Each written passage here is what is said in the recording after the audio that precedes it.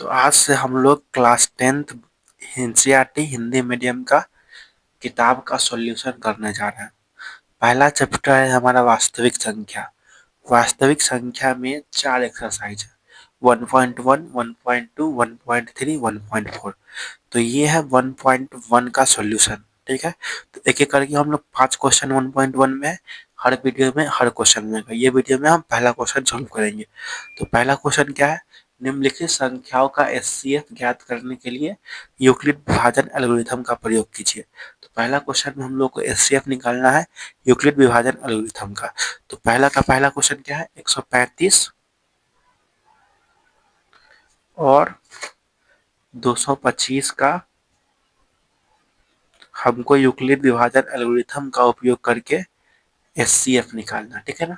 तो तुम एचसीएफ निकालने के लिए पहले जो भाग भी तुमको आता है उससे करना, फिर उसको यूक्लिड विभाजन एल्गोरिथम पे बैठा देंगे। ठीक है ना। तो भाग विधि से पहले करें, 100 छोटा वाला नंबर से बड़ा वाला नंबर को भाग करेंगे। 135 से 225 को भाग करो, कितना मरते में जाएगा, एक मरते में जाएगा ना। तो 135 लगा दिया, घटाएंगे तो क्या हो गया, 5 में से 5 गया 0, 12 में से 3 गया 9, 1 में से 1 गया 0। अब यहाँ पे शेषफल 0 नहीं ना आया है। जब तक शेषफल 0 नहीं आएगा तब तक हम प्रक्रिया को आगे बढ़ाते रहेंगे। शेषफल को भाजक बना देंगे और पूर्णांक भाजक को भाज्य बना देंगे। तो अब 90 से 135 को भाग करेंगे, कितना मरते में आएगा, एक मरते में आएगा 90। सब्ट्रैक्ट करेंगे 5, 13 में से 9 गया 4, 1 में से 1 गया 0। ठीक है। अब देखो, अभी भी शेषफल 0 नहीं आया है।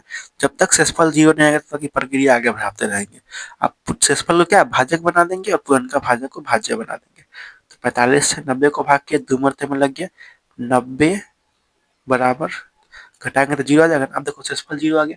शेषफल 0 किससे भाग करने पे आया है, 45 से भाग करने पे आया है। तो 45 से क्या हो जाएगा, एचसीएफ हो जाएगा। ठीक है ना, एचसीएफ को हिंदी में मौसक कहते हैं। अब इसको क्या करना, तुम यूक्लिड विभाजन एल्गोरिथम पे बैठा देना। सबको पता है ना यूक्लिड विभाजन एल्गोरिथम क्या होता है, भाज्य बराबर भाजक इंटू भागफल प्लस शेषफल। भाज्य को ए से, भाजक को बी से, भागफल को क्यू से, शेषफल को आर से। तो ए बराबर बी क्यू प्लस आर हो गया ना। और देखो यूक्लिड विभाजन एल्गोरिथम में कैसे बैठाएंगे, जो बड़ा वाला संख्या उसको ए मानना, माना ए बराबर 225 है। बड़ा वाला संख्या को ए क्यों मानते हैं, क्योंकि ए क्या है, भाज्य होता है ना, भाज्य को ऐसे दिखाते हैं ना। और भाज्य मतलब उसमें भाग कर रहे हैं, तो बड़ा वाला नंबर में भाग करेंगे। और बी छोटा वाला नंबर को मानना, छोटा वाला नंबर बी को क्यों मानते हैं कि बी का मतलब क्या, भाजक होता है। और भाग करने वाला छोटा ना होगा, छोटा नंबर से बड़ा वाला नंबर को भाग करेंगे। ठीक है। और सबको पता होगा यूक्लिड विभाजन एल्गोरिथम में ए बराबर बी क्यू प्लस आर होता है। ए मतलब भाज्य, बी मतलब भाजक, क्यू मतलब भागफल, आर मतलब शेषफल। तो एक का मान 225 है और बी का मान कितना है, 135 है। तो 135 से 225 को भाग किया है तो भागफल कितना है, क्यू का मान 1 आया है ना, क्यू का मान 1 आया है। और शेषफल 90 आया है ना, शेषफल 90 आया है। जब तक शेषफल 0 नहीं आएगा तब तक आगे बढ़ाते रहेंगे।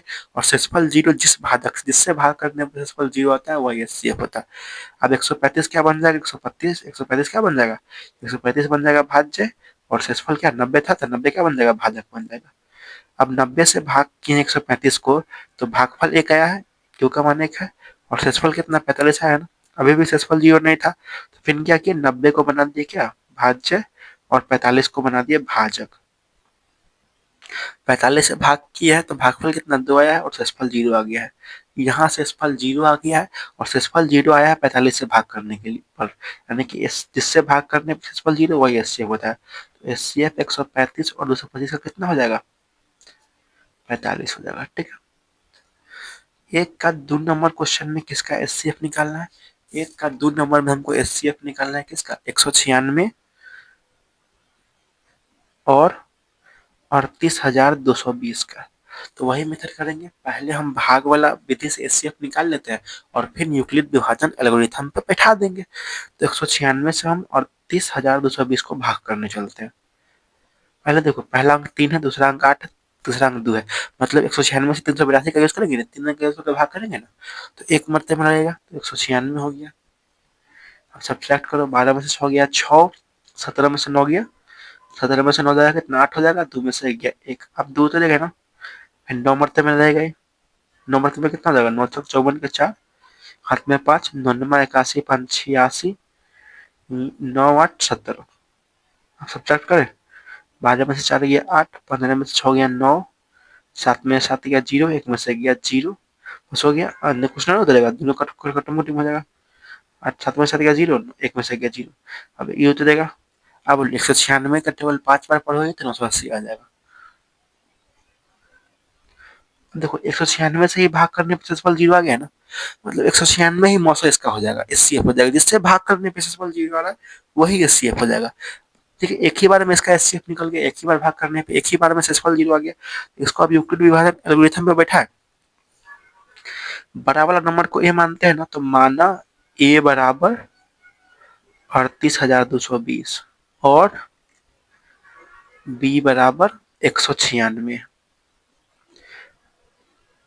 बड़ा वाला को एक ही मानते हैं कि ए मतलब क्या होता है, भाज्य, और भाज्य बड़ा वाला मतलब भाग करेंगे, और बी छोटा वाला भाजक होता है। बी मतलब भाजक, छोटा वाला नंबर से बड़ा वाला नंबर को भाग करते हैं, इसलिए बी को छोटा, ए को बड़ा वाला नंबर को ए मानते हैं, छोटा वाला नंबर को बी मानते हैं।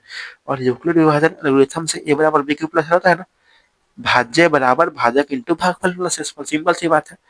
तो ए का मान कितना है, 38,220 बराबर बी का मान 196, मतलब भाज्य ई है, भाजक ही है। तो भागफल कितना आया है, 195 है ना, और शेषफल एक ही बार में 0 आ गया। तो शेषफल जिससे भाग करने पे 0 आता है, देखो 196 से भाग किए हैं 38,220 को, तो भागफल 195, शेषफल 0 आ गया ना।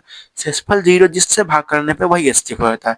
तो शेषफल 0 196 से भाग करने पे है, तो इसका एचसीएफ क्या हो जाएगा, किसका किसका, 196 और 38,220 का एचसीएफ कितना हो जाएगा, 196 ही हो जाएगा। ठीक है ना, समझ में आ गया होगा सबको।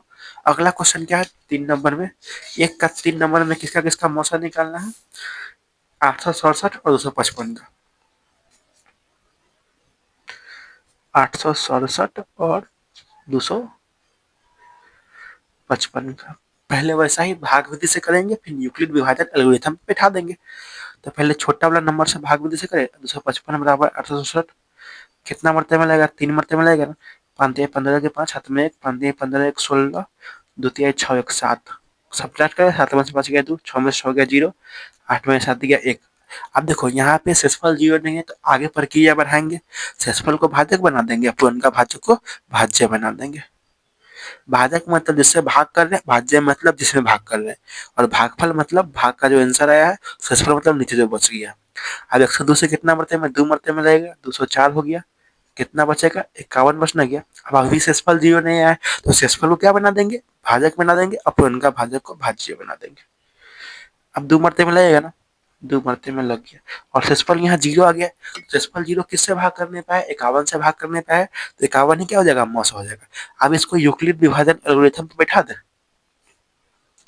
बोलो बड़ा वाला संख्या क्या मानते हैं, ये मानते हैं ना, बड़ा वाला जिसमें भाग कर रहे हैं, तो ये 867 हो जाएगा, और छोटा वाला संख्या को भी मानते हैं ना, तो अभी क्या 255 हो जाएगा।